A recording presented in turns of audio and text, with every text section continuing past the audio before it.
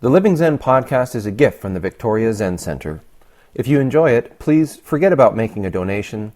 Instead, rate it, review it, and share it with a friend that you think will enjoy it as much as you did. You may also consider purchasing the Living Zen podcast app, which is now available on the iTunes App Store. Thank you for listening.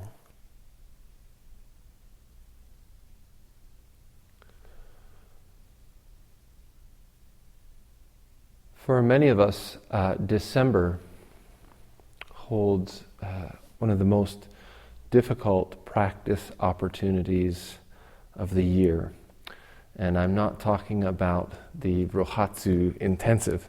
I'm talking about the holiday season where we all like to relax a little bit, but just catching up with people before we started sitting tonight, realized that although the Zendo closes here at UVic, and we close the Zendo at the Zen Centre as well for the second half of December, it's certainly the case that practice continues. In many ways, it's the greatest opportunity for us to engage in the practice of being present, of letting go of our fixed selves. This practice of letting go is something that we take up in this formal way throughout the year in the Zendo. Each of us gives rise or brings about this idea, this notion, this concept of an I, of who it is that I think I am. And when we begin to investigate it, we find that it's not just a collection of thoughts or feelings, physical sensations, but it's also as we chant in the Heart Sutra, disposition. It's ways that we approach things that we prefer, ways that we are predisposed to the events around us. It's the way that we behave, the way that we walk through this world, the things that we eat, the people that we socialize with, the habits that we carry from day to day. These are the things that we call I. These are the things with which we differentiate ourselves from what we take to be outside. Now, for many of us, when we come into this Zendo, into this formal environment, yes, immediately there's a crash, there's a conflict, because immediately we're put in this position where what I want to do is put into conflict with what is done in this room, the form that we engage in. Sure, I want to meditate, but do I have to stay so still? Sure, I want to do walking meditation, but do I have to keep in step? Sure, I want to get into this Buddhism thing, but gosh, do I have to chant? Oh man, that's uncomfortable. Things that we are comfortable doing bump up against the practice that is manifesting in the space, in the environment that we're in.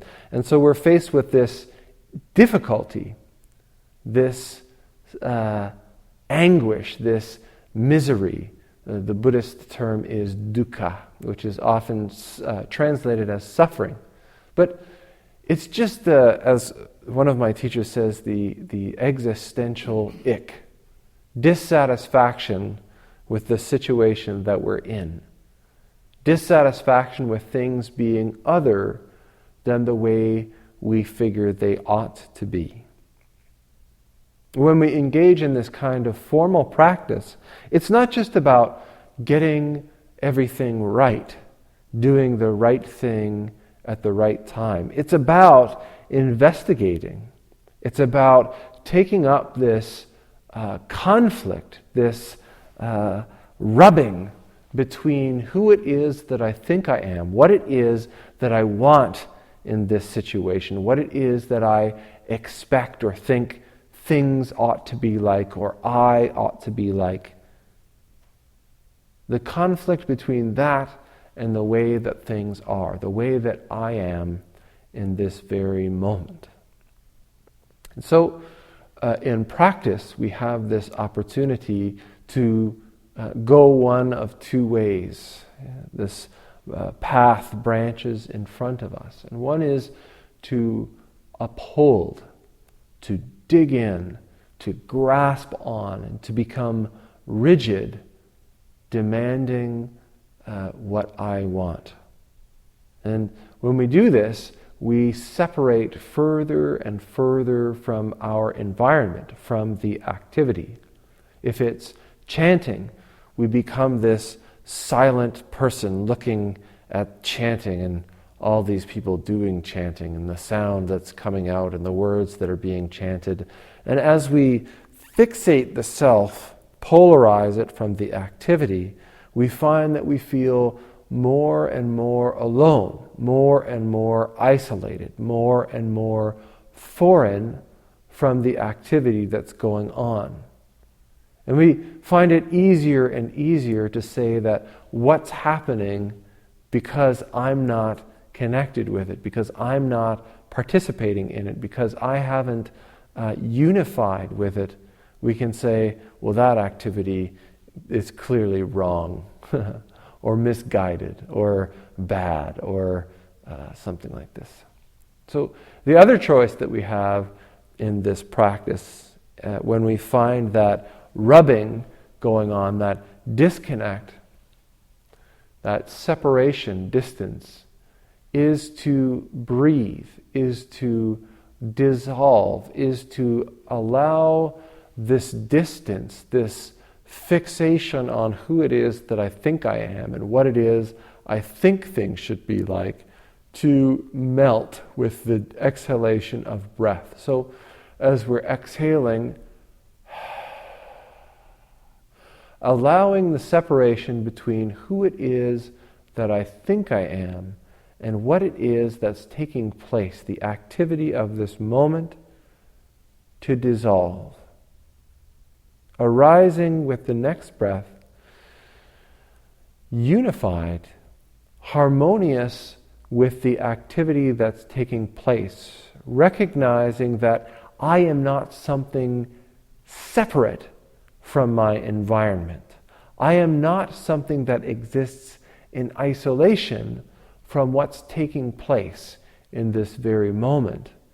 We find that the irritation, the difficulty, the anguish, the suffering of that moment dissolves.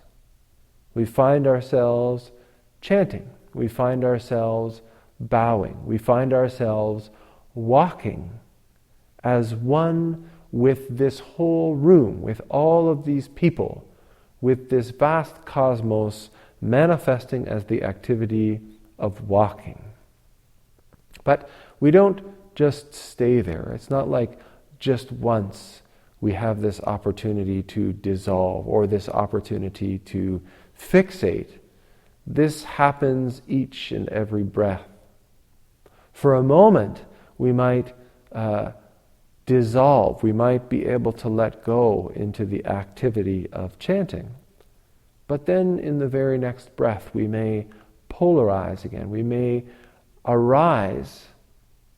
We are born and we say, oh, what's going on? I'm chanting. That's weird. And we pull apart again from the situation. And so it takes continuous practice to witness, to actively participate in this activity of arising and dissolving, to be aware of ourselves as arising as we arise, to let go and dissolve back into the activity that's taking place. This is what we engage in here in a Zendo in a formal way. Each turn, each transition between sitting and walking and chanting and bowing is an opportunity to feel how we have become fixated, how we've become stuck. I'm a sitting person. Now the bell rings. Oh, what do they want? People are standing up and bowing. I don't want to do that.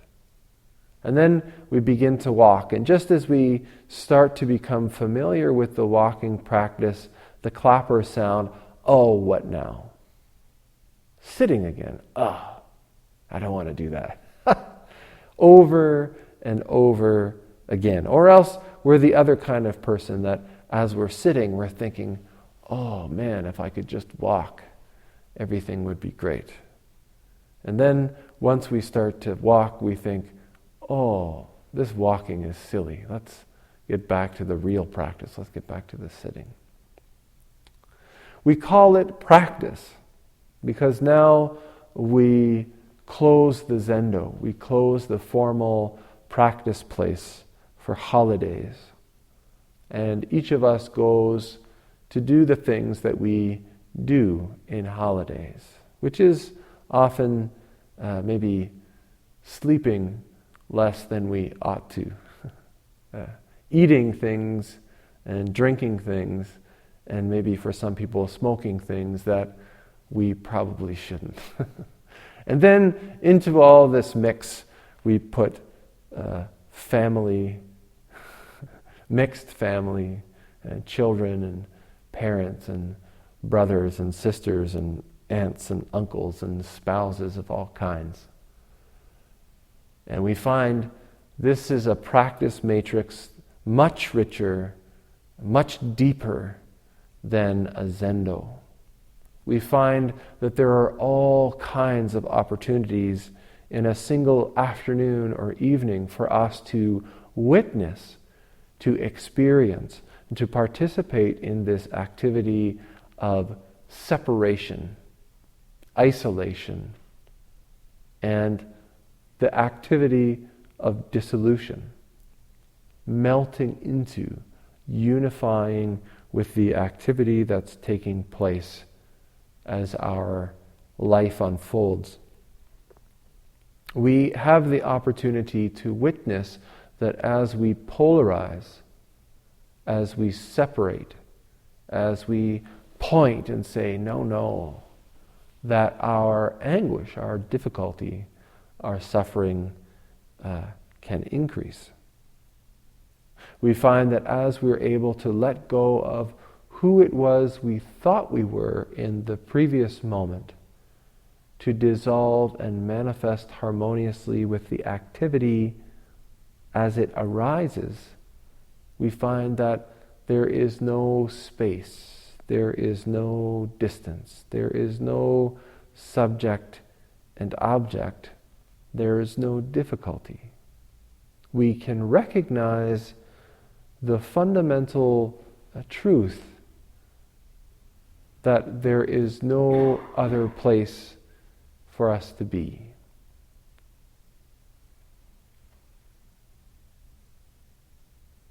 Fortunately, it seems, for everybody in this room, we've all made it through alive. This next opportunity is the next place in practice is to take up this posture again in this formal, structured environment and to reflect.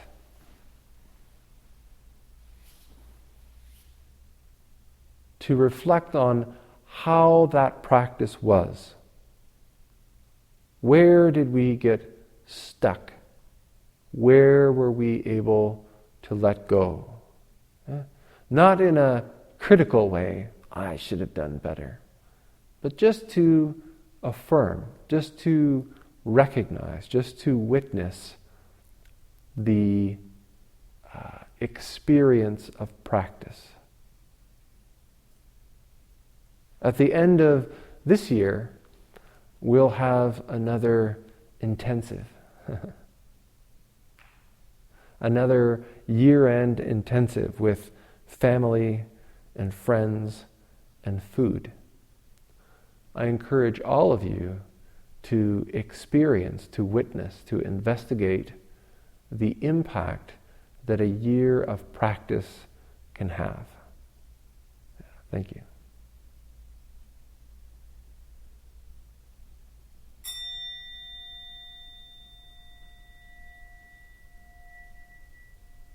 The Living Zen podcast is a gift from the Victoria Zen Centre. If you enjoy it, please forget about making a donation.